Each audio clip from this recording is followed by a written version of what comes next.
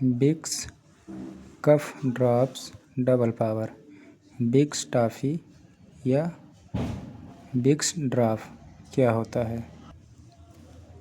ये एक प्रकार का फर्स्ट एड मेडिसिन है।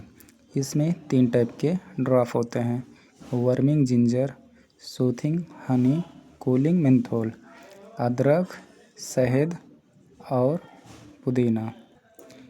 ये इस समय 2 रुपये का एक ड्रॉप है। Do not take more than 2 drop in 24 hours. एक दिन में 2 टॉफ़ी से ज़्यादा नहीं खाया जाता। Not to be given to children below 2 years of age. 2 साल से कम उम्र बच्चों को नहीं देना चाहिए। जिसको सर्दी जुखाम, गले में खराश या हल्की खांसी हो वो इसको एक बार ट्राई कर सकता है। काफ़ी बेहतरीन रिस्पांस है इसका।